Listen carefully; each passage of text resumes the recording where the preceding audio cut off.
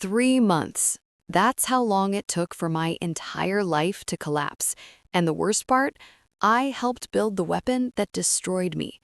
My name is Maya Rodriguez, and this is the story of how I lost everything to someone I loved and how I got it all back in the most unexpected way possible. It started with a text message on a Wednesday afternoon.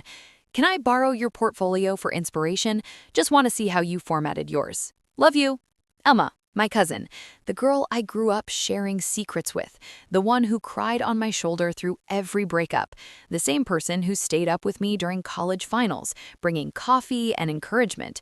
I didn't think twice. I sent her everything, my entire portfolio, 4 years of work, every campaign I'd created, every strategy document, every success story, because that's what family does, right? We help each other. What I didn't know was that Emma had applied to the same position I'd been preparing for, creative lead at Horizon Media Group. The job posting had been up for 2 weeks, and I'd spent every evening perfecting my application. This wasn't just any job. Horizon was legendary. Working there meant you'd officially made it in the advertising world. I had submitted my application on Monday. By Friday, I got the call. They wanted an interview. I was ecstatic. Finally, after years of grinding at smaller agencies, taking projects nobody else wanted, working weekends and missing family events, it was all about to pay off. The interview was scheduled for the following Tuesday at 2 p.m. I prepared like my life depended on it, because honestly, it did. I rehearsed answers, I researched every campaign Horizon had ever produced, I knew the names of their executives, their recent clients, their company values. I even bought a new suit. Tuesday morning, I woke up early, too excited to sleep.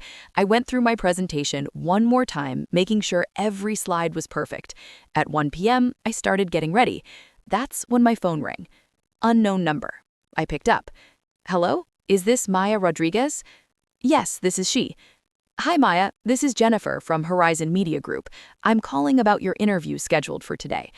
My heart jumped. Maybe they wanted to meet earlier? Maybe they were so impressed they wanted to extend the conversation? "We need to cancel your interview." The room went silent. Or maybe it was just my brain shutting down. "I'm sorry? What?" "We've decided to move forward with another candidate. We appreciate your interest, but we won't be needing to meet with you after all." I couldn't breathe. Can I ask why? Did something happen with my application?" Jennifer's voice softened slightly. "Between you and me, we found some concerning similarities between your portfolio and another applicant's work. We can't have candidates copying each other's materials. It raises questions about originality." Copying? My work? I created everything from scratch, every single piece. Who was the other applicant? "I can't disclose that information. I'm sorry, Maya. Good luck with your job search." Click. I stood there, phone in hand, staring at nothing. This didn't make sense. Nobody had access to my work. Nobody except... No, she wouldn't. She couldn't. But something in my gut was screaming. I opened my laptop and searched Horizon Media Group's LinkedIn page. Maybe I could find recent activity, recent likes, recent connections.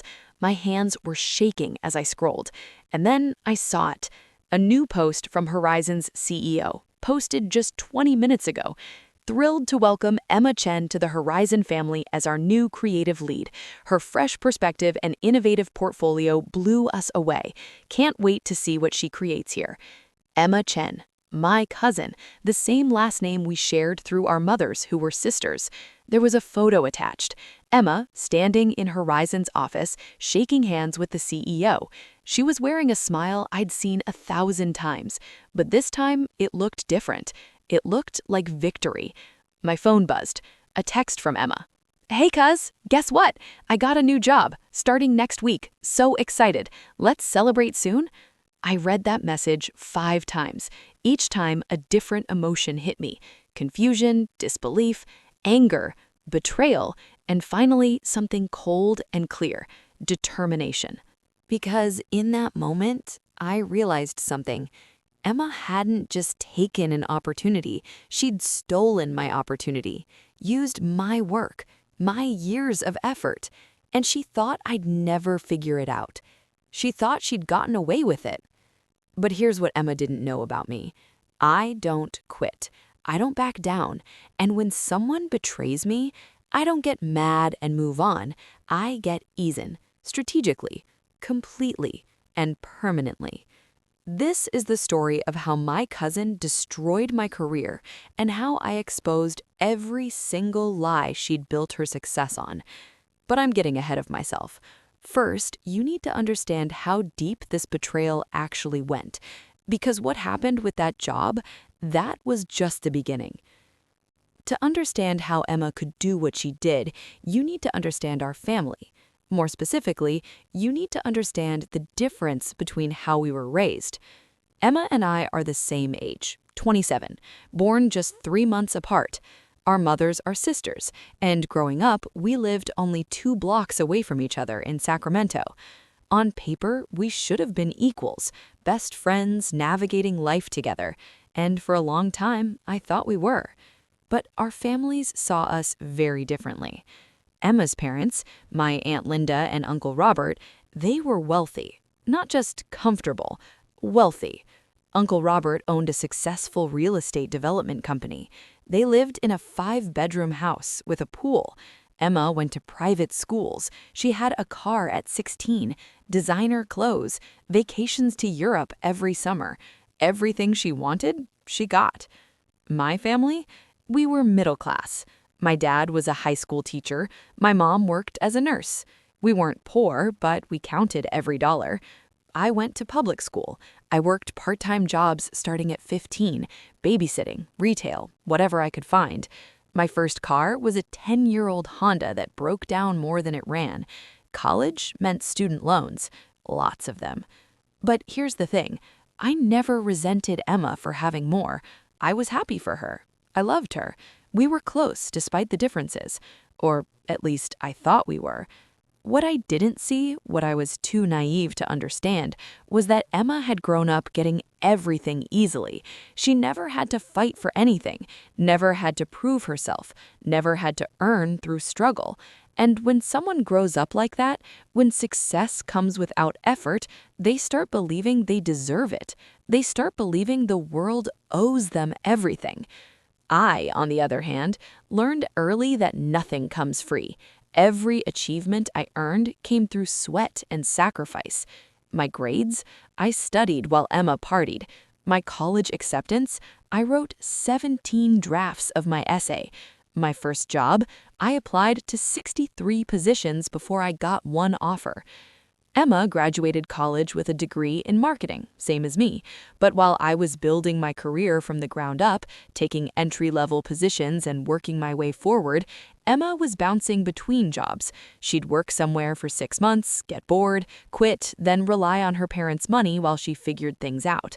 Every family gathering, it was the same story. Aunt Linda would brag about Emma's potential. She's so creative, she just hasn't found the right fit yet. Uncle Robert would nod. Emma's too talented for most places. She needs somewhere that appreciates her vision. And me? Oh, Sarah's doing well. Still at that small agency, right? That's nice, honey. It was subtle, the way my achievements were downplayed, while Emma's potential was celebrated. But I told myself it didn't matter. I was building something real, something earned. I didn't need validation from family dinners. But Emma noticed. Oh, she noticed. About a year before the Horizon incident, something shifted. I had just gotten promoted to senior designer at my agency. It was a big deal for me.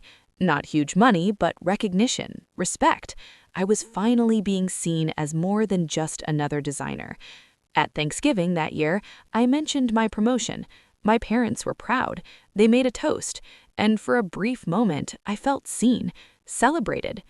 Emma was quiet through the whole thing. She smiled, she congratulated me, but her eyes were somewhere else. Later that night, as we were cleaning up, she pulled me aside. "You're really doing well, huh?" she said. "I'm trying. It's been a lot of work, but yeah, things are moving forward." "Must be nice," she said, and there was something in her voice, something sharp. "Having everyone so impressed with you." I laughed it off. "Come on, Em, you know how our families are. Next week they'll forget I even got—" That conversation stuck with me. Not because it was dramatic, but because it felt like something had cracked between us. Like for the first time, Emma saw me not as her cousin, but as competition. I should have paid more attention to that moment, because looking back now, that's when it started. That's when Emma decided that if she couldn't build success on her own, she'd take mine. Over the next few months, Emma started asking me more questions about my work. She wanted to know about my projects, my strategies, my client relationships. She'd text me asking for advice. How do you pitch ideas? What software do you use? Can you look at this concept I'm working on? I was flattered. I thought she was finally getting serious about her career. I thought I was being a good cousin, helping her grow. So I shared everything. I gave her feedback on her work. I introduced her to people in my network. I even helped her update her resume. Every piece of information I gave her, every connection I shared, every insight I offered, she was collecting it all, building an arsenal, preparing for the moment she'd use everything I'd taught her against me. But I didn't see it. I was too busy being proud of her interest, too busy being the supportive cousin, too blind to see that Emma wasn't learning from me. She was studying me, learning how to become me, learning how to take what was mine. The Horizon job posting went live on a Monday. I saw it immediately. It was perfect, everything I'd been working toward. I spent that entire week preparing my application. I didn't tell anyone I was applying, not my parents, not my friends, and definitely not Emma, because for once I wanted to do something without the family comparison, without the pressure of everyone watching. I wanted this achievement to be mine alone. But somehow, Emma found out. Maybe she was following the same job boards. Maybe she'd been tracking Horizon for her own reasons. Or maybe, and this is what I believe now, she'd been monitoring my activity more closely than I ever realized. Because Emma applied too. And when she did, she didn't just submit a generic application. She used everything she'd learned from me, every strategy I'd shared, every formatting tip, every presentation technique. But she didn't stop there. She took it one step further. She made her portfolio look almost identical to mine. Same style, same structure, similar projects, except where I had real work I'd created, she had fabrications, lies dressed up to look like achievements. And when Horizon saw both applications, what did they think? They thought we'd copied each other. They thought there was dishonesty involved. So they eliminated me, the original, and kept her, the fraud. Emma knew exactly what she was doing. She knew that if both our applications looked similar, the company would have doubts. She knew they'd have to choose one of us, and she made sure she was the one who seemed more polished, more prepared, more eager. She sabotaged me without ever saying a word against me. That's not competition. That's not even ambition. That's calculated betrayal. That's someone who sees your hard work not as inspiration, but as something to steal. Someone who views your success not as motivation to build their own, but as an opportunity to take what you've earned. And the worst part, she thought she'd get away with it. She thought I'd never piece it together. She thought I'd just accept the rejection and move on, never knowing that my own family had destroyed my chance. But Emma made one critical mistake. She underestimated me. She thought because I was kind, I was weak. She thought because I'd always helped her, I'd always forgive her. She had no idea what she'd just started. After I saw that LinkedIn post, I didn't confront Emma. I didn't call her. I didn't show up at her door demanding answers. Because anger without strategy is just noise, and I needed to be smart about this. Instead, I did what I do best. I researched, I investigated, but I needed more than theory. I needed evidence. I created a fake LinkedIn profile, generic name, stock photo, vague job title. Then I sent Emma a connection request, posing as a freelance creative recruiter. She accepted within 2 hours. Using that profile, I messaged her, "Hi Emma, saw your recent post about joining Horizon. Congratulations. I work with several agencies looking for talent. Would love to see more of your portfolio beyond what's on your profile. Do you have a comprehensive PDF or website I could review?" She responded the next morning, eager, excited. "Hi, thanks so much. I'm actually just putting together my updated portfolio site, but I can send you a PDF of my best work. Give me a day or two?" Perfect. No rush. Looking forward to it. 3 days later, she sent it, a 30-page PDF. Beautiful design, professional layout, and page after page of work that I recognized because I had created it. She hadn't even bothered changing much. My campaign for an eco-friendly clothing brand, now it was her campaign for the same brand. My rebranding project for a local coffee shop, same project, same designs, with her name on it. But she'd made small changes, different fonts here and there, slightly different color schemes. She'd been smart enough to not make it identical, but the core concepts, the strategies, the actual creative solutions, all mine. I saved that PDF in 3 different places: cloud storage, external hard drive, email to myself. This was evidence. This was proof. But I needed more, because showing that she'd copied my portfolio wasn't enough. I needed to prove she'd done it deliberately. I needed to prove she'd used it to steal my opportunity. So I started digging into her timeline. When exactly had she applied to Horizon? When had she created her portfolio? When had she asked me for inspiration? I went through our text messages, all of them, months of conversations, and there it was, a pattern I hadn't noticed before. 3 months before the Horizon job posting, Emma had started asking me very specific questions. Hey, how did you approach that green fashion campaign? What was your strategy for the coffee shop rebrand? Can you walk me through your creative process? At the time, I thought she was just curious, learning from me. But now I saw it differently. She wasn't learning, she was mining, extracting information she'd need to recreate my work convincingly. Then 2 months ago, right after I'd sent her my portfolio for inspiration, she'd gone quiet. No texts for 3 weeks. At the time, I figured she was busy, but now I understood. She was building her fake portfolio, using my work as a template. Then the Horizon job got posted. I applied on Monday. According to LinkedIn, Emma had started following Horizon's company page that same day. She'd applied by Wednesday, just 2 days after me. The timeline was damning. She'd seen my application, probably through mutual connections or by checking what jobs I'd saved on LinkedIn. She'd realized it was the same role she wanted, and instead of competing fairly, she'd decided to sabotage me by making our portfolios look suspiciously similar. I took screenshots of everything: dates, messages, patterns. I built a folder on my computer titled Evidence and organized it all chronologically. But I still had one problem. I needed to prove that Horizon had rejected me because of Emma. I needed confirmation that her application had directly caused my dismissal. So I did something risky. I called Horizon back, not as a rejected candidate demanding answers, but as a professional seeking feedback. I got Jennifer on the phone again, the same woman who'd canceled my interview. Hi, Jennifer. This is Maya Rodriguez. We spoke a few weeks ago about the creative lead position. Oh, hi, Maya. Her voice was cautious, professional but guarded. I completely understand you went with another candidate. I'm calling because I'm always trying to improve, and I was hoping you might have some feedback on my application. What could I have done better? There was a pause. I could hear her typing. Maya, honestly, your work was impressive, really impressive. You were actually one of our top candidates initially. My heart jumped. Then why didn't I get an interview? Another pause, longer this time. Look, I probably shouldn't say this, but you seem genuine. We had concerns about originality. Another candidate submitted work that was remarkably similar to yours. Same aesthetic, similar concepts. It raised questions. Who was the other candidate? I can't share that. Was it Emma Chen? Silence. Then, quietly, I can't confirm that.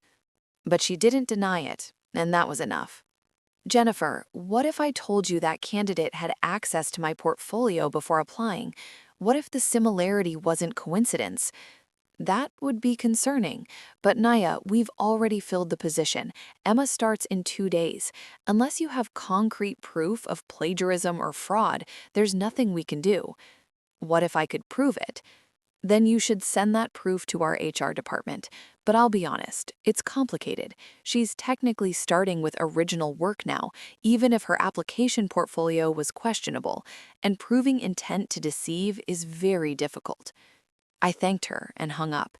My hands were shaking, but not from fear, from clarity, because now I understood exactly what I was up against. Emma hadn't just stolen my work, she'd done it in a way that was difficult to prove. She'd been careful, strategic. She'd left herself just enough plausible deniability that even if I accused her, it would look like jealousy, like a bitter rejection. But she'd made one mistake. She'd underestimated how thoroughly I document everything, how carefully I save my work, how meticulously I track my creative process. Every design I'd ever created, I had the original files for, time-stamped, with revision histories. I had client emails discussing changes. I had early drafts showing evolution. I had proof that I'd created everything she was claiming as hers. Emma had the finished products, but I had the receipts. Still, I knew going to Horizon directly wouldn't work. They'd hired her. Admitting they'd been fooled would be embarrassing. They'd find ways to justify their decision. Corporate politics would protect Emma, not me. No, I needed a different approach.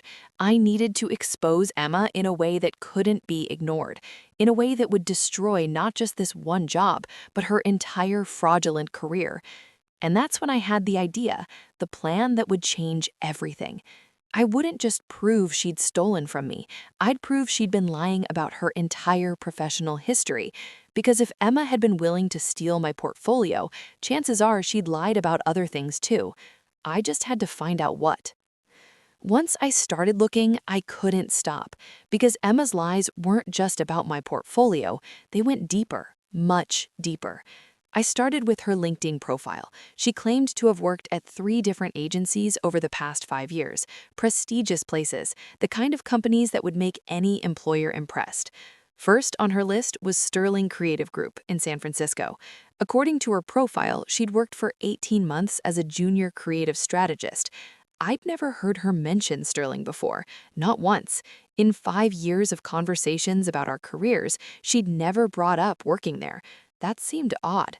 So I called them. I used my fake recruiter profile again. Professional, polite, just doing a standard reference check. Hi, I'm calling to verify employment for Emma Chen. She lists Sterling Creative Group on her resume from 2021 to 2022. The HR representative put me on hold. 3 minutes later, she came back. I'm not finding any record of an Emma Chen in our system during that time period. Are you sure about the dates?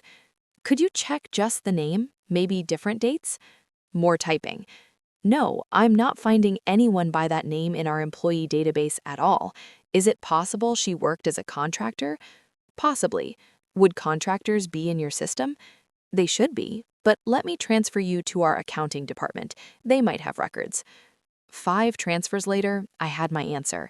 Emma Chen had never worked at Sterling Creative Group, not as an employee, not as a contractor, not in any capacity. She'd completely invented that job. My heart was racing. If she'd lied about one job, what else had she lied about?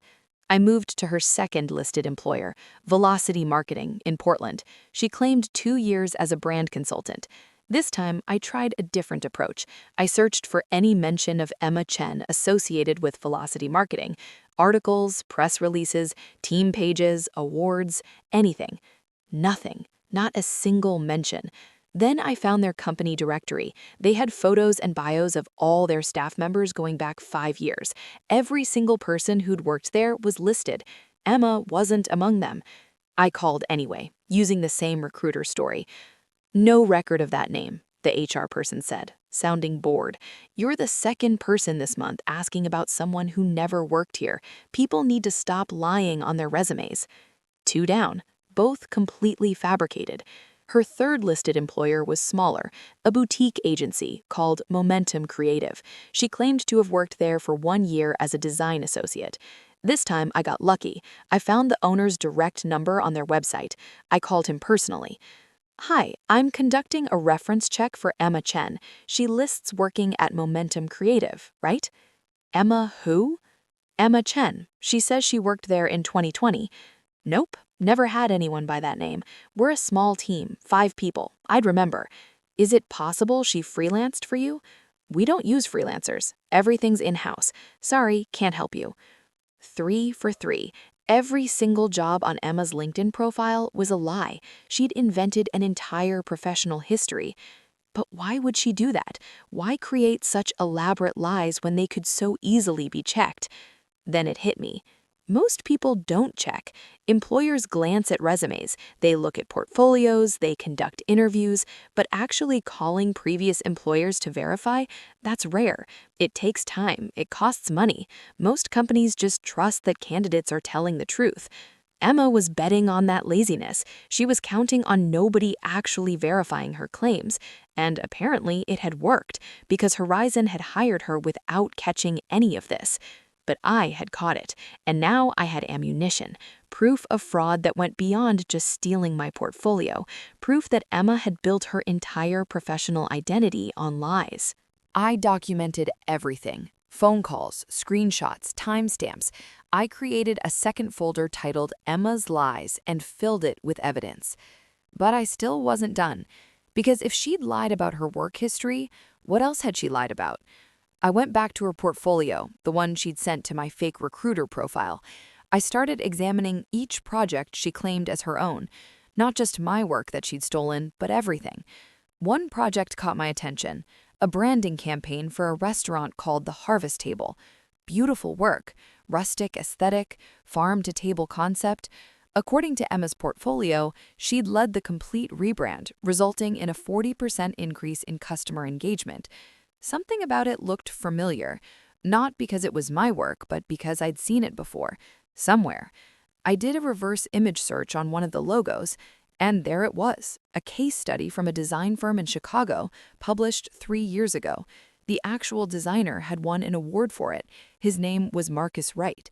Emma had literally taken someone else's award-winning work, copied the images, and claimed it as her own. I kept searching, project after project. Half of them were stolen from various designers around the country. She'd pulled from portfolios on Behance, Dribbble, even Instagram. She'd taken other people's work, made minor modifications, and presented it all as hers. It was breathtaking in its audacity. Emma hadn't just stolen from me, she'd stolen from dozens of designers. She'd built her entire portfolio on other people's creativity and hard work. And she'd gotten away with it because nobody had connected the dots. Each stolen piece came from a different source. Unless you were specifically looking for plagiarism, unless you were as obsessed with finding the truth as I was, you'd never notice. But I noticed, and I documented every single instance. 23 projects in her portfolio. 17 of them were stolen, 6 were mine, 11 were from other designers. And of the remaining 6 that appeared original, 3 of them were low-quality work that clearly showed her actual skill level, which was mediocre at best. Emma Chen was a fraud, a complete, total fraud. She had no real skills, no actual experience, no legitimate achievements.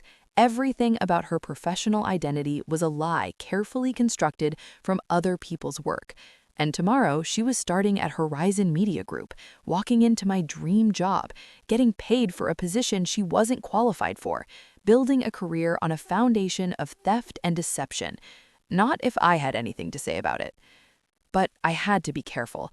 I couldn't just dump all this information on Horizon and hope they'd act. Corporate environments are complicated.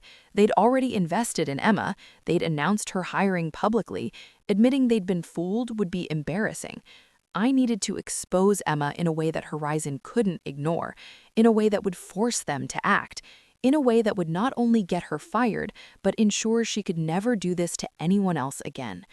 I needed to go public, but smartly, strategically, in a way that would create enough pressure that Horizon would have no choice but to investigate, and I knew exactly how to do it. I spent the next 2 days building the most comprehensive fraud case I'd ever created. This wasn't just about revenge anymore. This was about justice, about protecting every other designer out there who might fall victim to someone like Emma. I organized my evidence into categories. First category, stolen portfolio from me. Original files with timestamps showing I'd created everything months before she claimed them. Text message screenshots showing when she'd asked to see my portfolio for inspiration. The PDF she'd sent to my fake recruiter profile with side-by-side comparisons to my actual work. Second category, fabricated work history, documentation from all three companies confirming Emma had never worked there, screenshots of her LinkedIn profile claiming these positions, timeline showing the dates didn't match any actual employment. Third category, plagiarized work from other designers. 17 examples of work she'd stolen from other creatives. Original sources for each piece with dates proving they existed before Emma claimed them. Reverse image search results, links to the actual designers' portfolios. Fourth category, the Horizon fraud. Phone call notes from Jennifer at Horizon explaining why my interview was canceled, timeline showing Emma applied right after I did, evidence that her portfolio submission to Horizon contained my stolen work, LinkedIn screenshots showing she'd researched the company only after I'd applied. I created a website. Nothing fancy, clean, professional, just the facts, laid out clearly with all supporting evidence. I titled it, The Emma Chen Portfolio Fraud, a Case Study in Creative Theft. But I didn't publish it yet, because timing matters.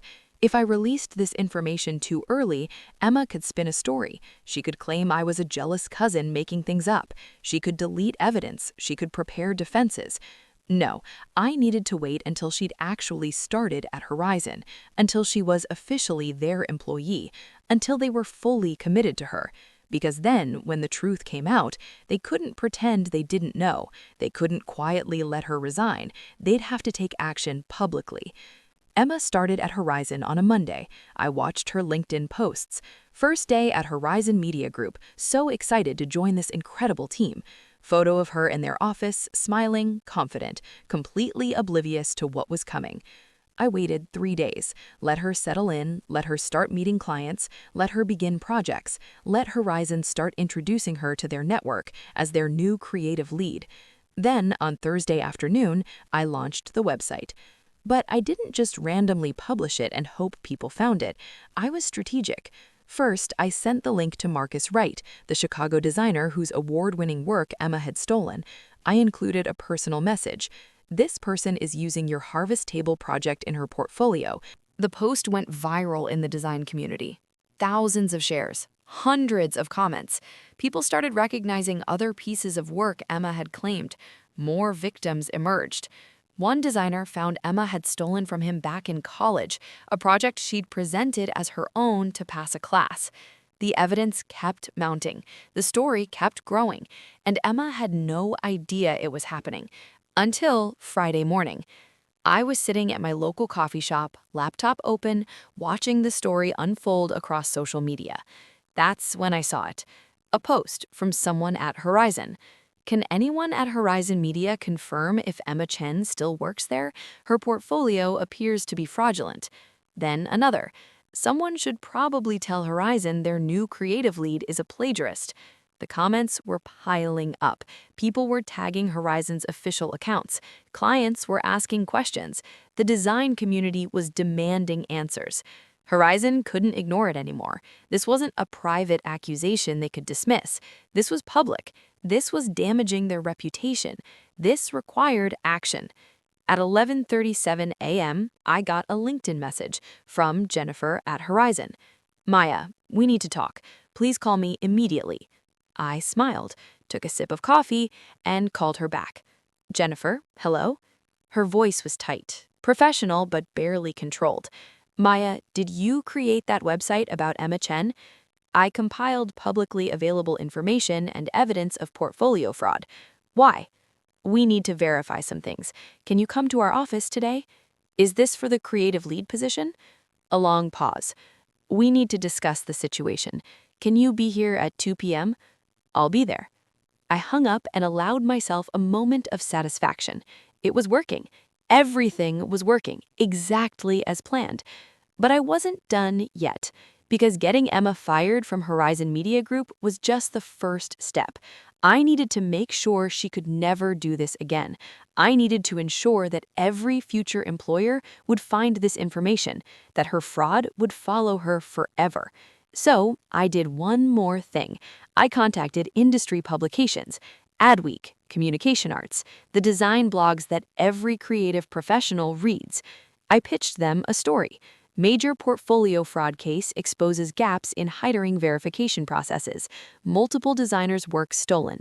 Case study in how creative theft happens in the industry. 3 outlets responded immediately. They wanted interviews. They wanted details. They wanted to expose this story because it mattered. It highlighted a real problem in the creative industry. By Friday afternoon, I had interviews scheduled with 2 major publications. They were going to run full features. Emma's fraud was about to become an industry-wide conversation. And through it all, Emma had no idea I was behind any of it. She didn't know about the website. She didn't know about the designers I'd contacted. She didn't know that her world was about to collapse completely. She was about to find out. I arrived at Horizon Media Group at 1:55 p.m. The office was exactly as I'd imagined. Modern, sleek, glass walls, open workspace, the kind of place where creativity was supposed to thrive. Jennifer met me in the lobby. Her expression was professional, but I could see the stress underneath. This wasn't how she expected her week to go. "Thank you for coming, Maya. We're meeting in conference room B. Several people want to speak with you." She led me through the office. I could feel eyes on me. People knew something was happening. Whispers followed us. The conference room had 6 people waiting: the CEO, Mark Davidson, the COO, Lisa Chen, the HR director, the legal counsel, Jennifer, and one more person, Emma. Our eyes met across the table. For a split second, I saw recognition, confusion, then slowly understanding, and fear. "Ms. Rodriguez," Mark said, gesturing to a seat. "Thank you for joining us. I think you know everyone here except Emma Chen." I sat directly across from Emma. I didn't look away. "We've become aware of some serious allegations," Mark continued.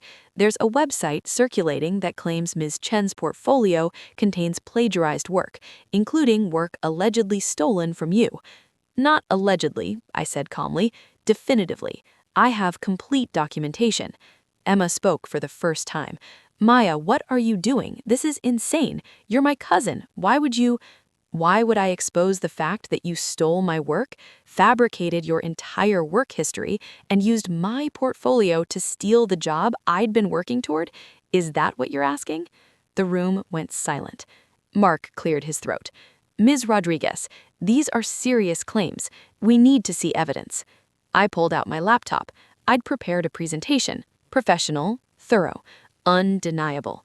I have original files for every piece of work Emma submitted in her portfolio, time-stamped with complete revision histories. I have text messages showing when she... Emma's voice was barely a whisper. Those positions they were internships, unpaid. I called all 3 companies," I interrupted. "Not internships, not unpaid positions. Complete fabrications. You never worked there in any capacity." Mark's jaw was clenched. "Emma, is this true?" Emma looked around the room. Everyone was staring at her, waiting. The truth was inescapable. Her facade cracked. "You don't understand. I needed this job. I've been struggling for years while Maya got everything. Everyone always praised her. Nobody ever saw my potential. I just needed one chance to prove myself. And so you stole it," I said quietly. "You didn't earn a chance. You took mine." "You had everything."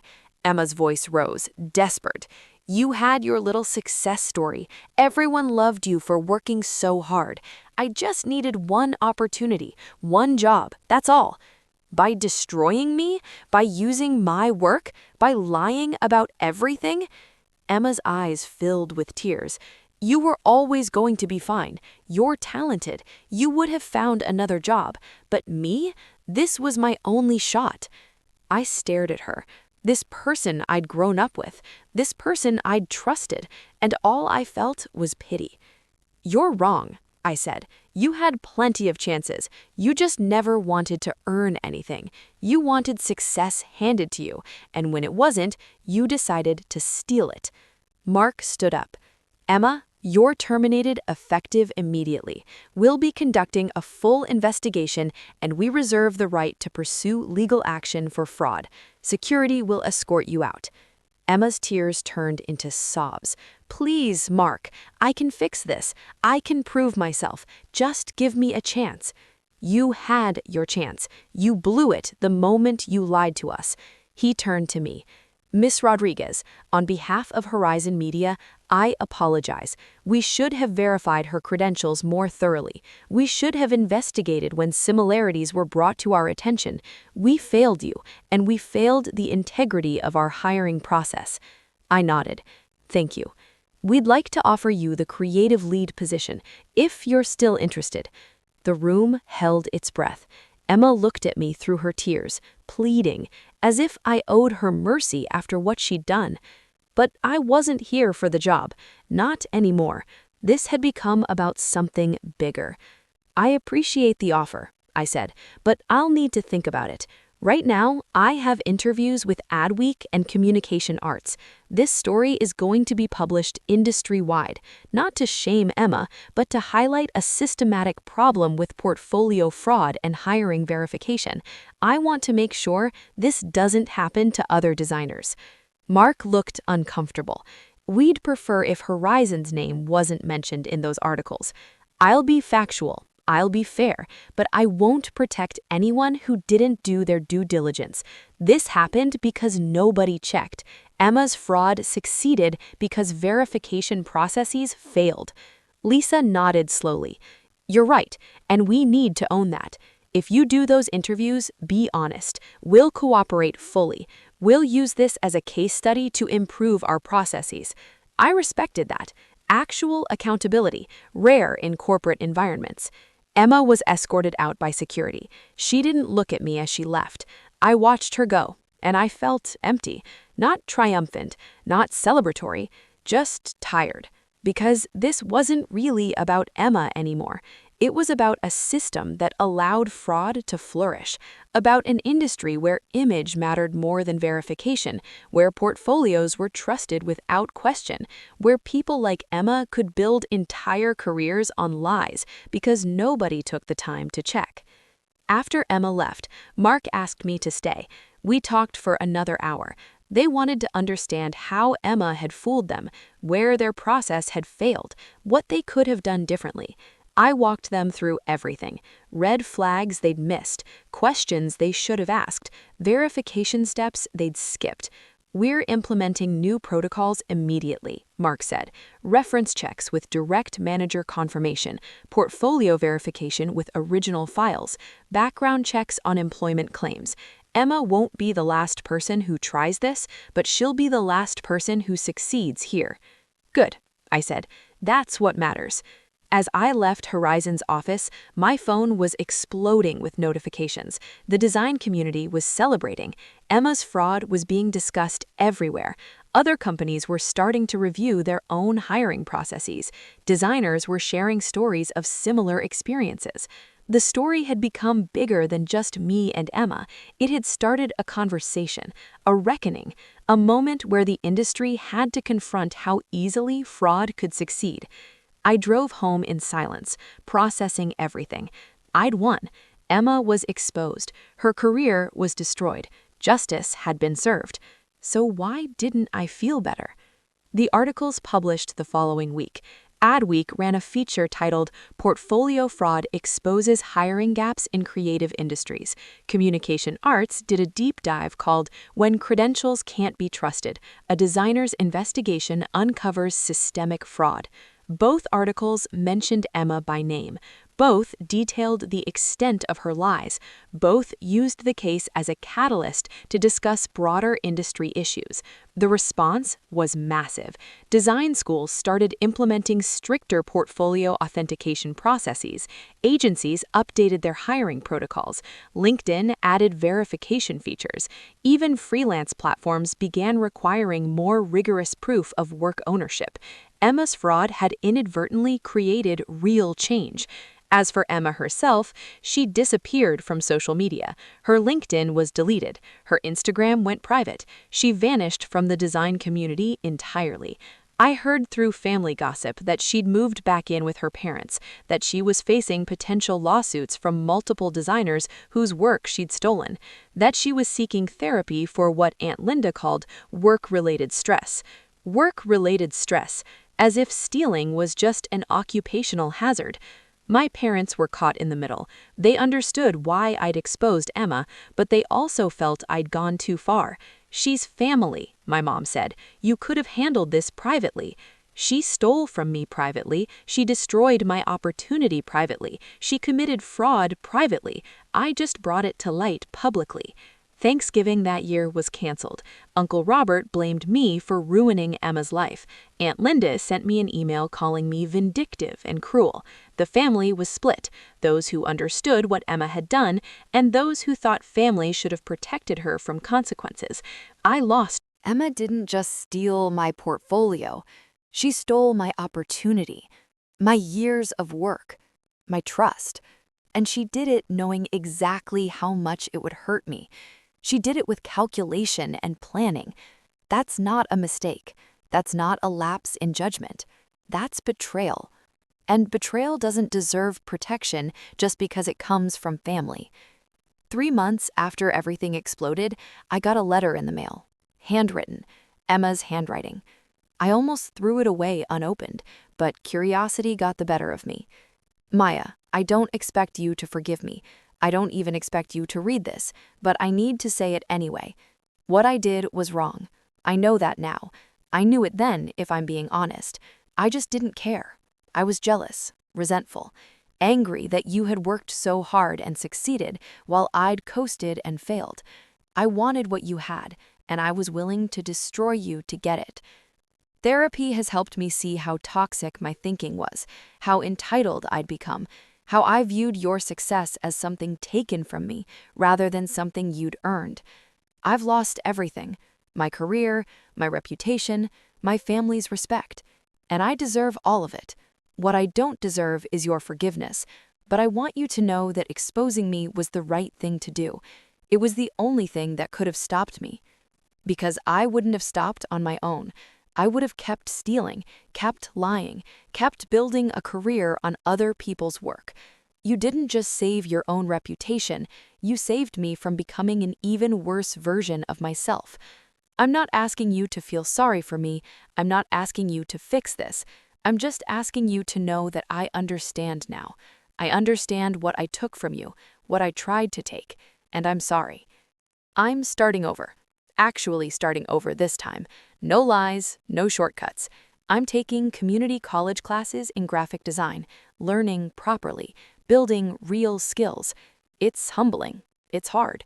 It's what I should have done years ago. Maybe someday I'll create something I can actually be proud of, something that's truly mine. Thank you for stopping me. And I'm sorry I made you the villain in our family's eyes when you were the only one willing to tell the truth. Emma. I read that letter 3 times, then I put it in a drawer and tried to figure out how I felt about it. Was it genuine? Probably. Was it enough? No. Did it change anything? Not really. But it did give me something I hadn't expected. Closure. Not forgiveness, not reconciliation, but understanding that Emma finally saw what she'd done, that the consequences had forced growth, that maybe, eventually, she'd become someone who didn't need to steal to feel successful. As for me, I didn't take the job at Horizon. The offer felt tainted, associated with too much pain and betrayal. Instead, I got offers from 3 other agencies who'd heard about what happened, companies that valued integrity, that respected the work I'd done to expose fraud. I accepted a position at a smaller agency in Portland called Bright Spark Creative. They were growing fast, needed someone to lead their creative team, and specifically sought me out because of how I'd handled the Emma situation. We want people who stand up for what's right, the founder told me, even when it's hard, especially when it's hard. I've been there for 8 months now. I love it. The work is challenging, the team is talented. I'm finally building the career I always wanted, on my own terms, through my own work. And every time I create something new, I save the original files, I document my process, I keep meticulous records. Not because I expect to be betrayed again, but because I know now that proof matters, evidence matters, being able to defend your work matters. Emma taught me that, in the most painful way possible, but she taught me. The design community still talks about the case sometimes. It's become a cautionary tale, a reminder to verify, to check, to not take portfolios at face value. Emma's fraud sparked real change, and for that, I'm grateful. But mostly, I'm grateful I trusted myself, that I didn't let family loyalties silence me, that I didn't let fear of consequences stop me from doing what was right. Because the hardest part of betrayal isn't the act itself. It's deciding what to do afterward. It's choosing between keeping the peace and seeking justice. It's accepting that sometimes the people you love don't deserve your protection. Emma made her choice when she stole from me, mine when I exposed her. I don't regret it. A year has passed since everything happened, a full year of rebuilding, reflecting, learning what betrayal really teaches you. People ask me sometimes if I'd do it differently, if I'd be less public, less aggressive, if I'd give Emma a chance to confess before exposing her. The answer is no, because giving her a chance would have meant giving her time to cover her tracks, to delete evidence, to craft a believable story, to turn me into the bitter, jealous cousin who couldn't handle her success.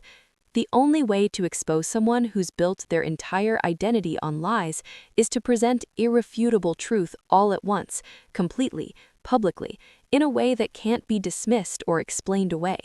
That's not cruelty, that's strategy, that's justice. But I've also learned something else through all of this, something nobody tells you about revenge. It doesn't feel the way you expect it to. When I was building my case against Emma, I imagined this moment of triumph, this powerful feeling of vindication when she was exposed. I thought I'd feel strong, victorious, satisfied. Instead, I felt sad. Sad that it came to this.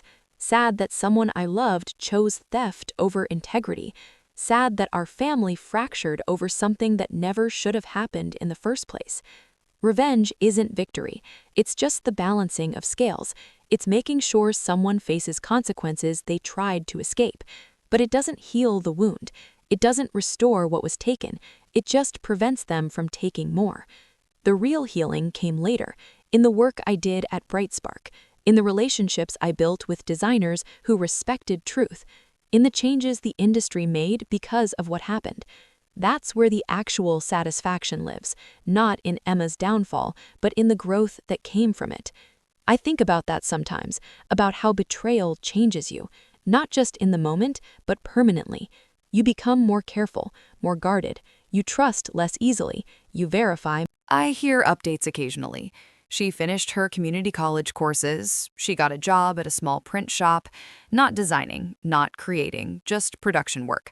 Basic, entry level, starting from the absolute bottom.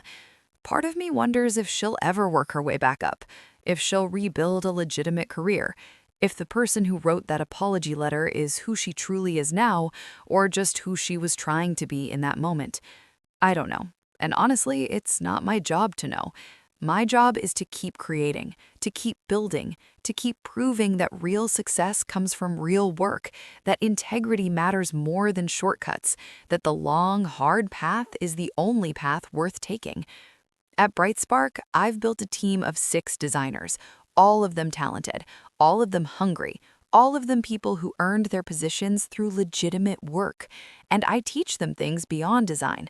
I teach them to document everything, to save original files, to never send their full portfolio to anyone without protection, to verify opportunities before trusting them, to be kind but not naive. I teach them the lessons Emma taught me, the hard lessons, the expensive lessons, the lessons that came with betrayal and pain and family fractures. Because I don't want anyone else to go through what I went through. I don't want another designer to lose their opportunity to someone who'd rather steal than earn. I don't want another creative to feel the gut punch of discovering someone they trusted had been using them all along. The design community has changed too. Portfolio fraud is taken seriously now. Agencies have stricter verification processes. There are databases where designers can register their work, time-stamped and authenticated. Plagiarism detection tools specifically for creative work. Emma's fraud created all of that. Her lies forced the industry to evolve. Her betrayal made the system better. I don't think she intended that. I don't think when she was stealing my work, she imagined it would lead to industry-wide reforms. But that's the thing about truth. Once it's exposed, it creates ripples you can't control. My family slowly healed. Not completely. Some relationships are permanently damaged. Uncle Robert and I will probably never speak again. Aunt Linda sends awkward birthday cards, but we don't call. Some cousins still think I went too far. But my parents understand now. They see why I did what I did. They're proud of me, even if they wish it hadn't required destroying family peace to do it. And I'm okay with that, because peace without justice isn't peace. It's just silence. It's just everyone agreeing to pretend nothing happened, to let betrayal go unanswered because confronting it is uncomfortable. I refuse to live like that. I refuse to pretend everything's fine when it's not. I refuse to protect people from consequences they earned. That's not being vindictive. That's having standards. That's refusing to let people weaponize your love against you. 6 months ago, I spoke at a design conference. They invited me to talk about portfolio protection and creative integrity. I was nervous. This would be the first time I'd publicly discussed everything that happened, beyond articles and interviews. I stood on that stage in front of 300 designers, and I told my story. All of it. The betrayal, the investigation, the exposure, the aftermath. When I finished, the room was silent. Then someone started clapping. Then another, then the entire room was on their feet. After my talk, dozens of designers came up to me. They shared their own stories, clients who'd stolen their work, colleagues who'd taken credit for their ideas, family members who'd exploited their skills without compensation. Everyone had been betrayed by someone they trusted. Everyone had faced that moment of decision: stay silent or speak up, forgive or demand accountability, keep the peace or seek justice. And many of them had chosen silence, had let it go, had convinced themselves it wasn't worth the fight. I wish I'd done what you did, one woman told me. She was probably in her 50s, experienced, talented. My business partner stole my client list and started a competing agency. I knew I should expose him, but I didn't want the drama. Now he's successful and I'm struggling, and everyone thinks he's this brilliant entrepreneur.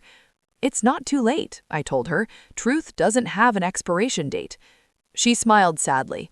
Maybe, or maybe some battles you just have to let go. I understood that perspective. I really did. Not everyone can afford the fight. Not everyone has the energy. Not everyone has the evidence. Not everyone has the support system. But I'm grateful I had all of those things. I'm grateful I had the resources to fight back. I'm grateful I had the stubbornness to see it through. Because if I hadn't, Emma would still be at... The workshops grew.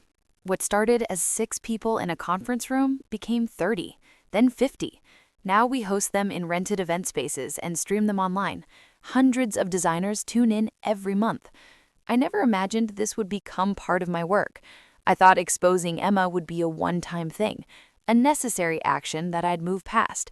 Instead, it became a mission, a responsibility, a way to turn my pain into something productive. My career has flourished in unexpected ways. The job at BrightSpark led to speaking opportunities. The speaking opportunities led to consulting work.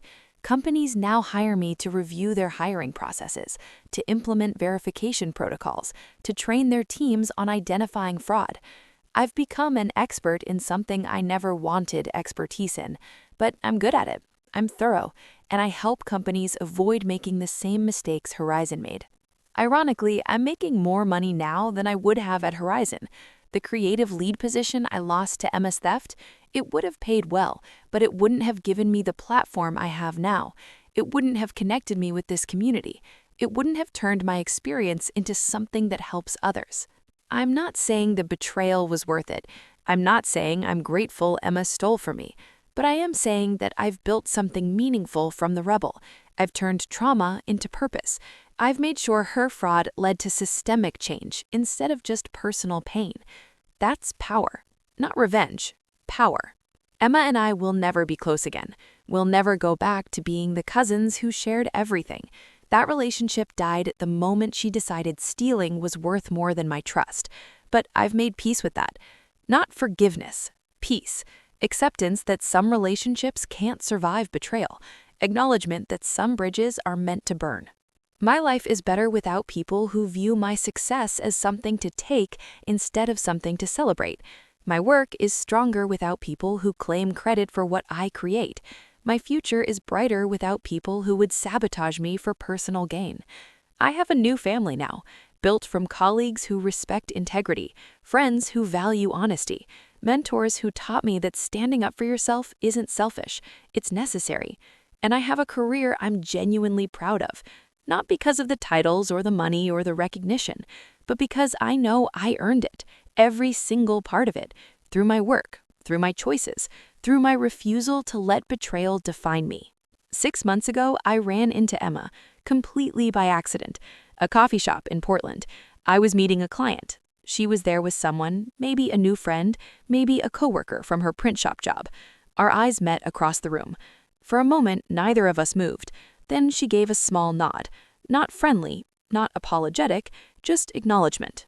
I see you, you see me. We both know what happened. I nodded back.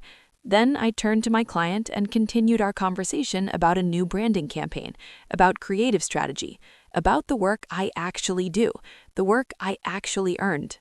I didn't approach Emma. I didn't need to. That chapter was closed. We'd both moved on to different stories, different versions of ourselves, different paths that would probably never cross again. And I was okay with that. More than okay. I was grateful. Because sometimes the best outcome isn't reconciliation. It's not restored relationships. Sometimes the best outcome is simply knowing you did the right thing, knowing you stood up for yourself, knowing you prevented someone from continuing to hurt others. That's enough. That has to be enough. Looking back now, a year removed from the intensity of it all, I can see the bigger picture. I can see how betrayal, as painful as it was, taught me things I needed to learn. It taught me that kindness without boundaries is just exploitation waiting to happen, that family isn't defined by blood but by behavior, that trust should be earned, not assumed, that documentation is protection, that silence protects the wrong people. Most importantly, it taught me that I'm stronger than I thought, that I can make hard choices, that I can stand alone if necessary, that I can turn pain into purpose. Those are lessons you can't learn any other way. Those are scars that become armor. I still create. I still design. I still pour myself into my work the way I always have. But now I do it with eyes wide open, with boundaries firmly set, with the understanding that not everyone who asks for help deserves it, that not everyone who praises your work respects it, that not everyone who claims to love you has your best interests at heart. And you know what? That awareness hasn't made me cynical. It's made me selective. It's made me intentional. It's made me better at recognizing who deserves my trust and who's already proven they don't. That's not a loss. That's wisdom. If you're hearing this story and thinking about your own life, about your own betrayals, about your own moments of deciding whether to speak up or stay silent, I want you to know something. You're not wrong for wanting justice. You're not petty for exposing lies. You're not vindictive for demanding accountability. You're strong. You're brave. You're choosing integrity when silence would be easier.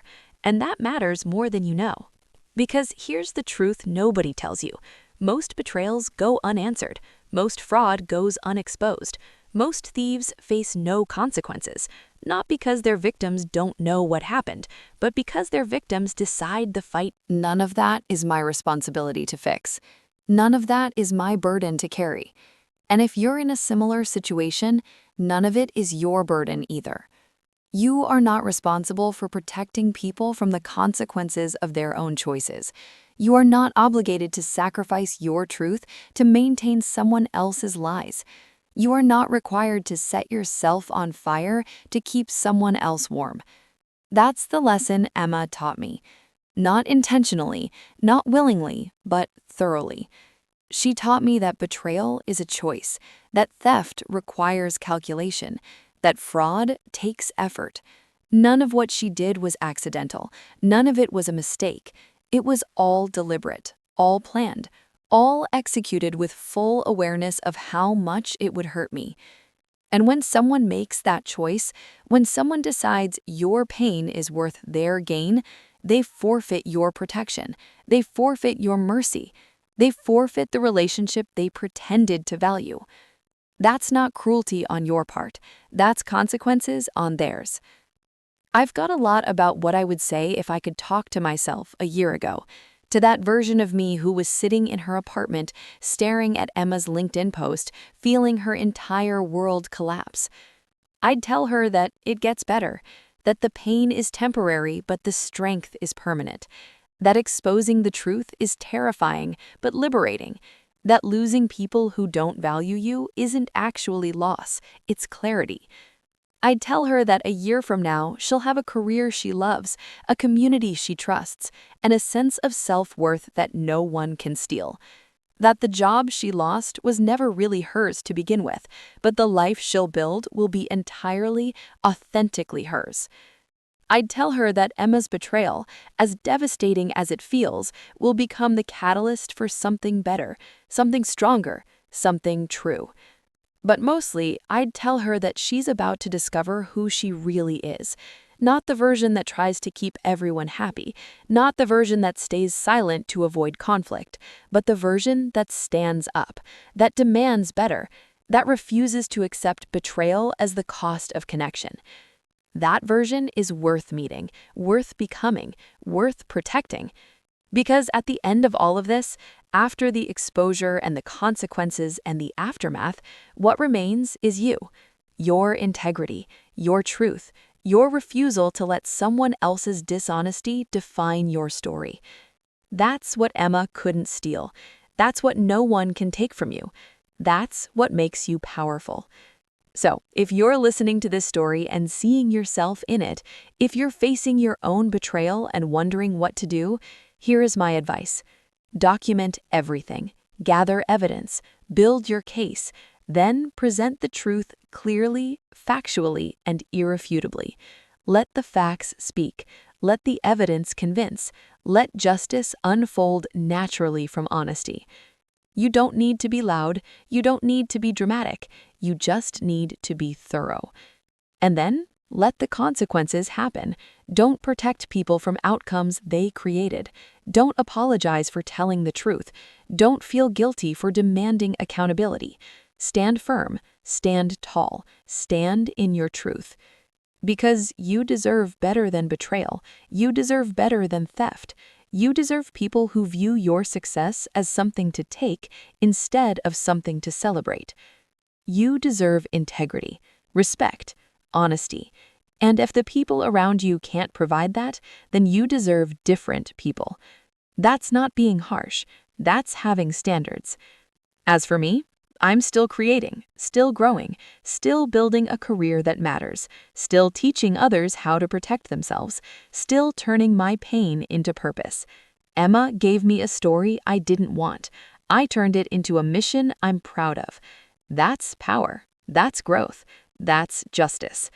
And if you're listening to this story and seeing yourself in it, if you're facing your own betrayal and wondering what to do, know that you can do the same.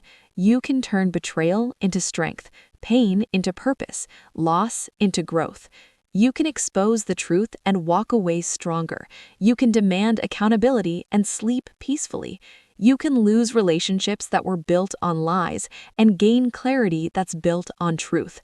You can survive this. You can thrive after this. You can become someone even better than you were before someone tried to tear you down. I know because I did it. And if I can, you can too. This is Maya Rodriguez.